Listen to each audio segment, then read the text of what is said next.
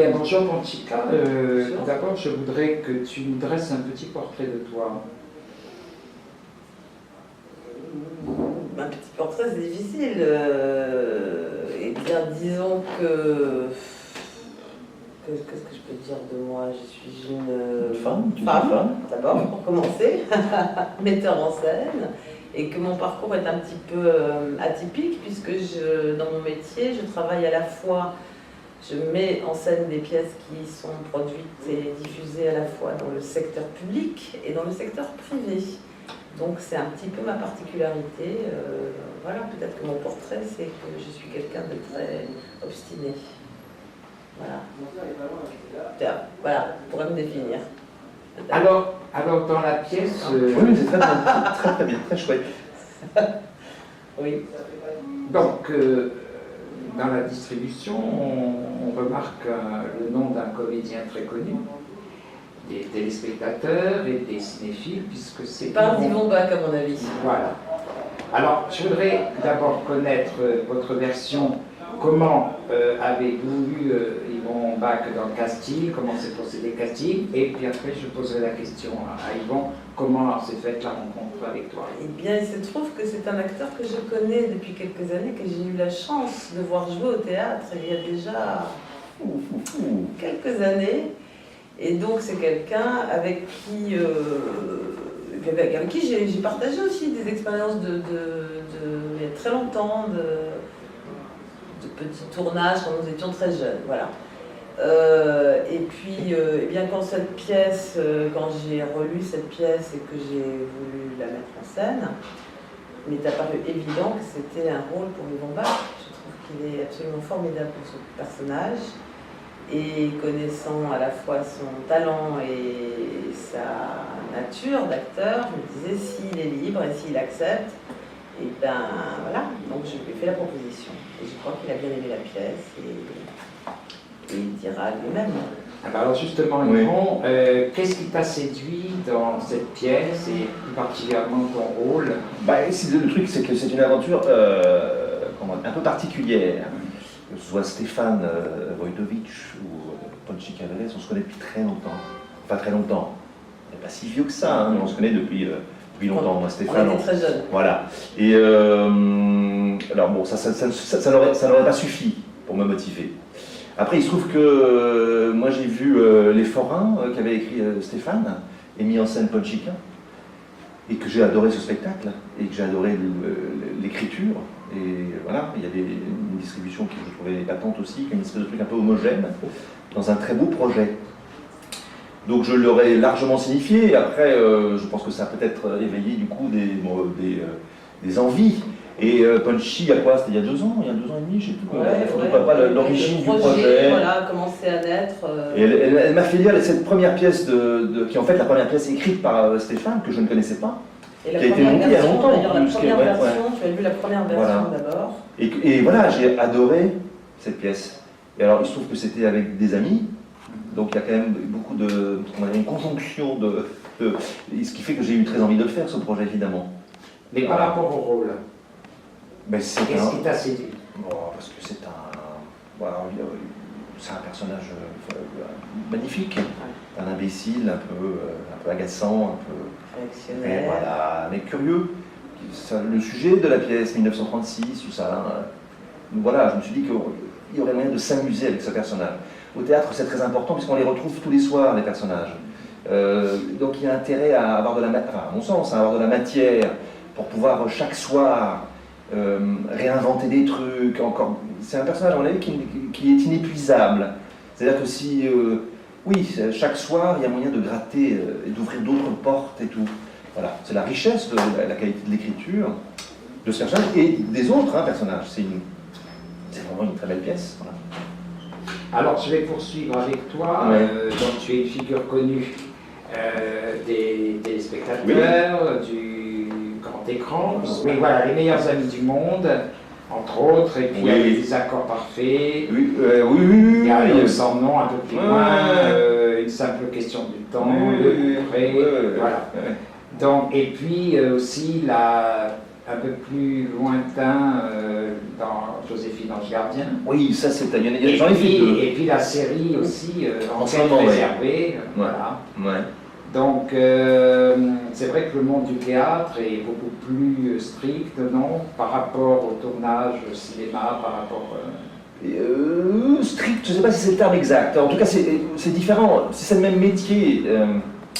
Le théâtre, il y a une difficulté supplémentaire, c'est la projection. C'est-à-dire que on est dans des salles, des grandes salles, mais il faut faire parvenir le texte jusqu'au dernier rang. C'est une contrainte importante. Ils vont à jouer au Théâtre de la Colline avec mise en scène Georges Lavelli, entre autres. Oui, après... Et moi, quand on s'est connus très jeune, comme il le disait tout à l'heure, je l'ai vu dans des très grandes salles, jouer Molière. Donc voilà, c'est-à-dire que c'est une des différences, quoi. Et puis voilà, lorsqu'on tourne, on est équipé, la caméra s'approche de nous, enfin, on travaille sur des choses différentes. On est plus dans l'émotion. Voilà, le théâtre, il y a vraiment, c'est un travail de fond plus important, quoi. Et puis la technique est indispensable, voilà, pour transmettre, pour envoyer ce texte et qu'il soit perçu. Alors je reviens à toi, Panchika. Donc c'est une comédie sombre, la photo de papa, Oui. mais avec quand même une dose d'humour, de tendresse. Et donc c'est sur un fond de guerre civile espagnole. C'est-à-dire que c'est l'histoire d'une famille d'origine landaise qui revient dans sa maison de vacances, qui va être vendue parce que la mère est morte au mois de janvier. C'est l'été, août 1936, et deux sœurs jumelles, un frère et le mari d'une des sœurs se retrouvent là. Et c'est vraiment, c'est nous, c'est hier, c'est aujourd'hui, c'est le passé, c'est le présent, c'est des problématiques complètement universelles, intemporelles. Il se trouve que c'est en août 1936, et il se trouve que la guerre d'Espagne vient d'éclater à 2 pas, pas très loin, un peu plus au sud, et que la nuit du 15 août, qui est une période dans nos régions assez importante, les grandes marées, les équinoxes, la nuit du 15 août arrive un jeune homme espagnol qui avait émigré en France auparavant, quelques mois auparavant, qui est le neveu de la voisine et qui, cette nuit du 15 août, va s'arrêter et va, pour X raisons, passer quelques jours dans cette famille, alors qu'il est en train de regagner son pays en guerre parce qu'il veut s'engager auprès des républicains. Et ce garçon va être un peu l'autre, le regard de l'autre, qui fait voler qui fait tomber les masques, fait voler les certitudes en éclats, et c'est une petite histoire dans la grande, voilà. Et c'est traité avec l'écriture, par l'écriture de Stefan Wojtowicz,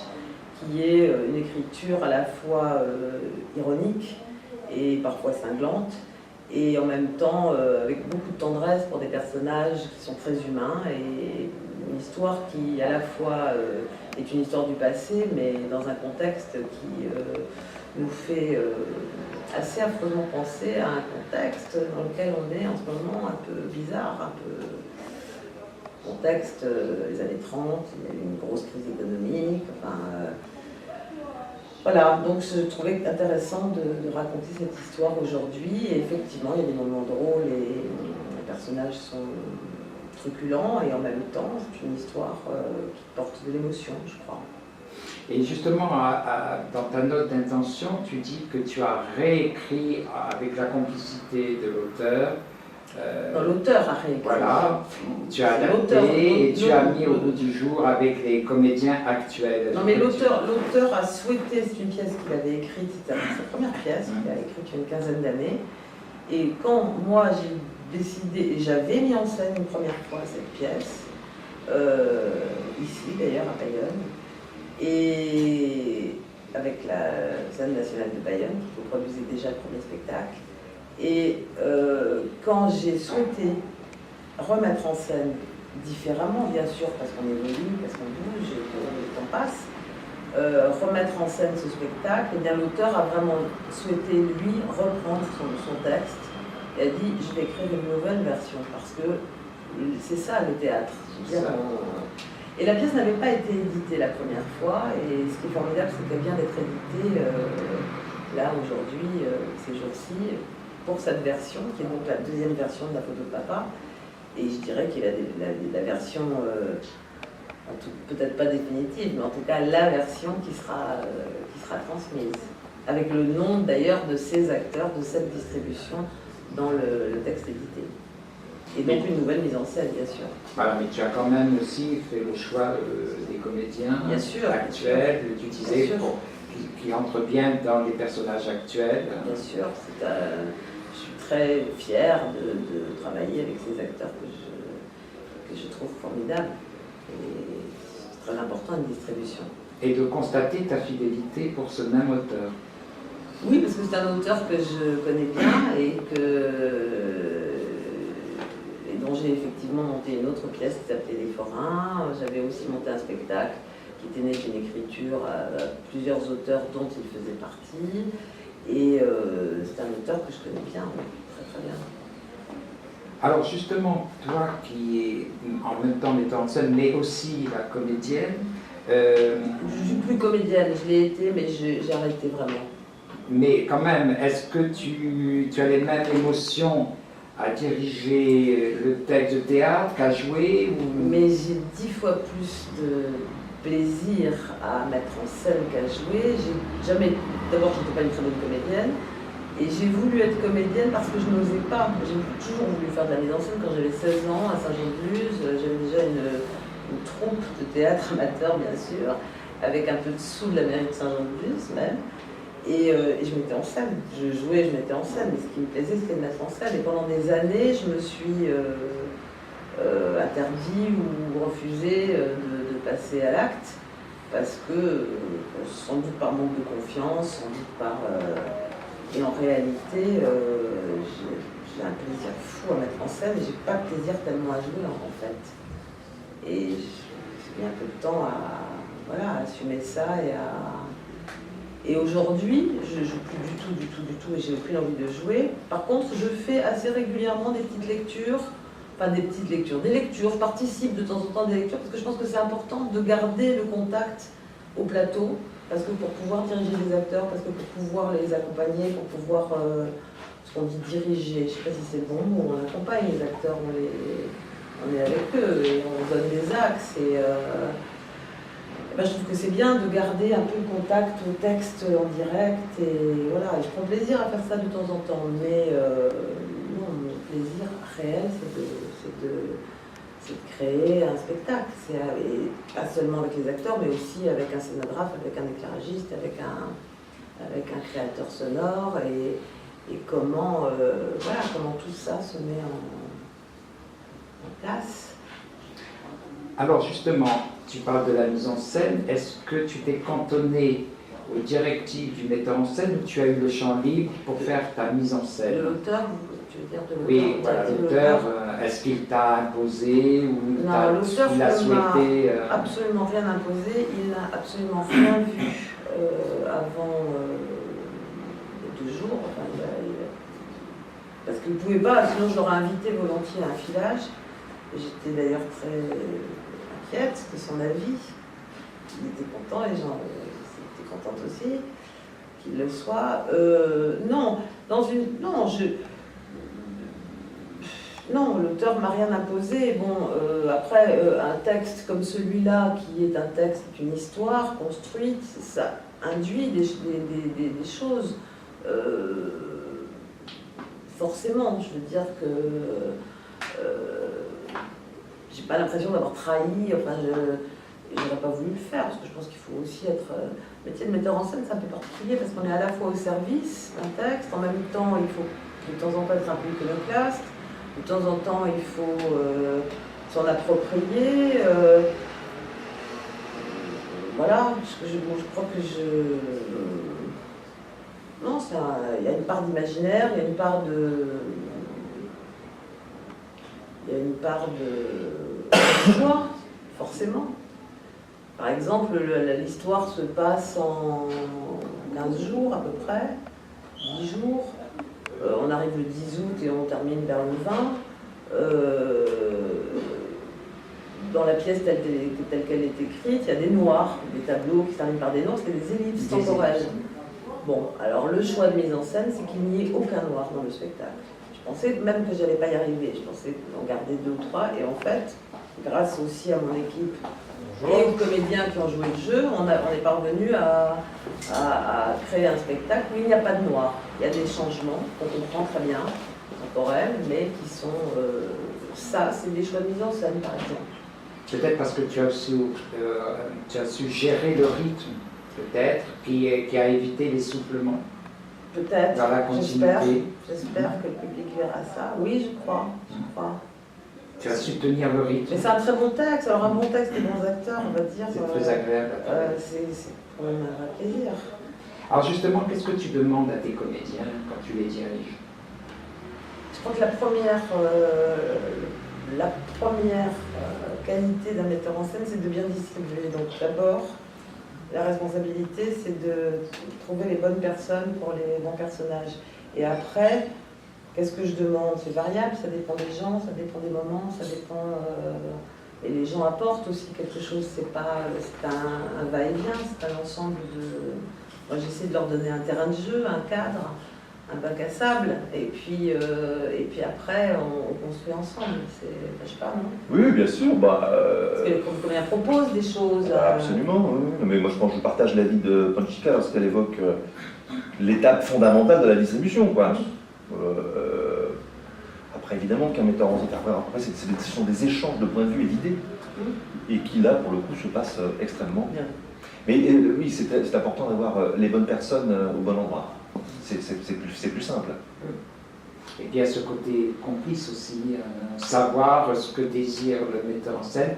Et le metteur en scène sait déceler ce que peut donner le comédien par rapport aux événements. Oui, puis chaque acteur est différent, donc on ne parle pas forcément exactement de la même façon à tel acteur qui a 25 ans ou à tel acteur qui en a 40 ou 30. Ou qui a telle expérience, ou qui a tel vécu, ou qui a tel type de code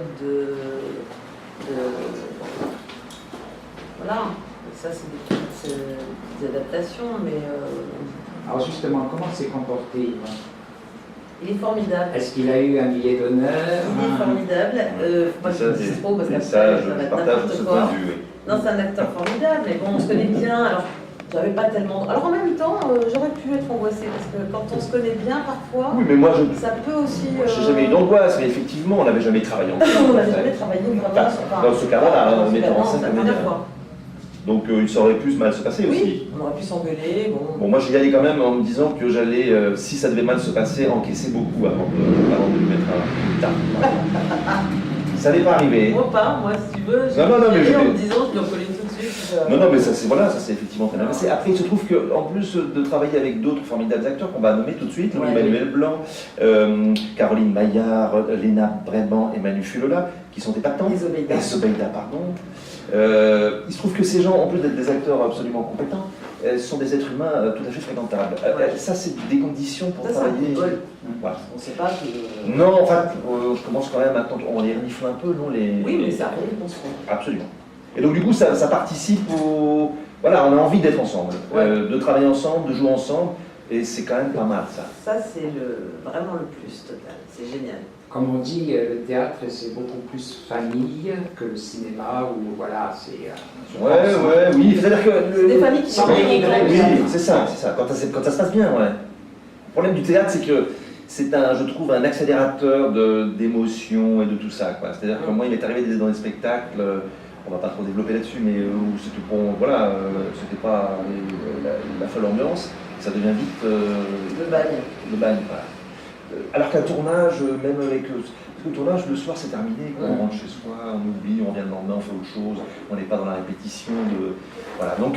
ça dure moins longtemps, parce qu'un spectacle, si ça fonctionne, ça dépend des ça tournages. peut... Quand tu es dans des séries, ça dure longtemps. Oui, mais, comment dire? Donc voilà, oui, là, il se trouve que, oui, ça participe au plaisir d'être là.